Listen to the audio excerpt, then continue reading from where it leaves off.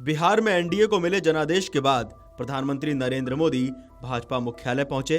उन्होंने एक ऐतिहासिक जीत के लिए मुख्यमंत्री नीतीश कुमार, एनडीए के सहयोगियों चिराग पासवान, उपेंद्र कुशवाहा और जीतन राम मांझी को बधाई दी। पीएम ने अपने संबोधन की शुरुआत करते हुए छठी मैया की जय के नारे भी लगाए। पीएम मोदी ने कहा कि आज पूरे बिहार ने बता दिया है कि फिर एक बार एनडीए सरकार। मैंने चुनाव में बार बार कहा था, जब मैं जंगल राज की बात करता था, कट्टा सरकार की बात करता था तो आरजेडी के लोग विरोध नहीं करते थे, पर कांग्रेस वालों को चुभता था। मोदी जी क्या बोल रहे हैं? लेकिन आज मैं फिर कहना चाहता हूं कि बिहार में कट्टा सरकार अब वापस नहीं आएगी। अपने संबोधन के दौरान पीएम मोदी बोले, मैं लोकनायक जयप्रकाश नारायण जी, भारत रत्न कर्पूरी ठाकुर जी को आदर पूर्वक नमन करता हूं। कर्पूरी ठाकुर जी के गांव में मैंने बिहार में चुनाव अभियान की शुरुआत की थी। आज की विजय संकल्पित कर रही है कि बिहार के विकास को नई ऊंचाइयों पर ले जाएं। पुरानी कहावत है, लोहा लोहे को काटता है। बिहार में कुछ दलों ने तुष्टीकरण वाला MY फार्मूला अपनाया था, पर आज की इस जीत ने एक नया सकारात्मक MY फार्मूला दिया है। ये है महिला और यूथ का। पीएम मोदी ने कहा कि मैं आज बिहार में युवाओं का विशेष रूप से अभिनंदन करता हूं। मैं जनता को नमन करता हूं, मैं सभी को नमन करता हूं। साथियों, मैं एनडीए की पूरी टीम को भी बधाई देता हूं।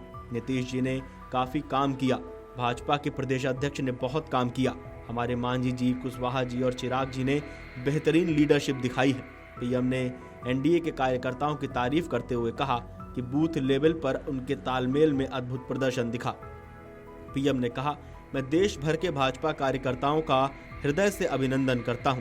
प्रधानमंत्री मोदी ने बिहार की प्रचंड जीत पर प्रतिक्रिया देते हुए कि हर किसी का मत दर्ज हुआ, हर किसी ने अपनी पसंद से मत किया। पीएम बोले, रिपोलिंग के आंकड़े भी इस बदलाव की गवाही देते हैं कि पहले बिहार में ऐसा कोई चुनाव नहीं रहता था जहां रिपोल नहीं होता था। जैसे 2005 से पहले सैकड़ों जगह पर रिपोलिंग हुई थी।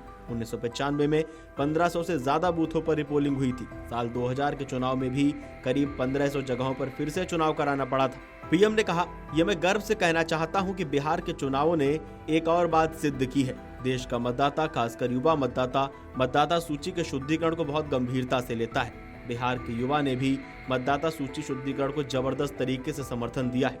लोकतंत्र की पवित्रता के लिए हर मतदाता के लिए उसकी अहमियत होती है, उसका हक होता है। पीएम मोदी ने आगे कहा कि बिहार वो धरती है जिसे लोकतंत्र की जननी होने का गौरव मिला है। आज उसी धरती ने लोकतंत्र पर हमला करने वाली ताकतों को धूल चटाई है। बिहार ने फिर दिखाया है कि झूठ हारता है, जनविश्वास जीतता है। बिहार ने डंके की चोट पर कह दिया कि जमानत पर चल रहे लोगों का जनता साथ नहीं देगी। भारत अब सच्चे सामाजिक न्याय के लिए वोट कर रहा है। पीएम ने कहा कि बिहार में तुष्टीकरण की जगह अब संतुष्टीकरण ने ले ली है। संतुष्टीकरण ये सबसे बड़ा मान है। बिहार के लोग अब तेज विकास चाहते हैं, विकसित भारत बनाना चाहते हैं। नई सरकार के लिए बिहार अब 25 वर्षों की स्वर्णिम यात्रा की तरफ बढ़ रहा है।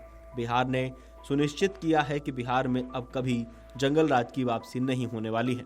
आज के परिणाम उन विकास विरोधियों को भी बिहार का जवाब है जो कहते थे और बेशर्मी से कहते थे कि बिहार को एक्सप्रेसवे और हाईवे नहीं चाहिए, बिहार को इंडस्ट्री नहीं चाहिए, बिहार को ट्रेन और विमान की क्या जरूरत है।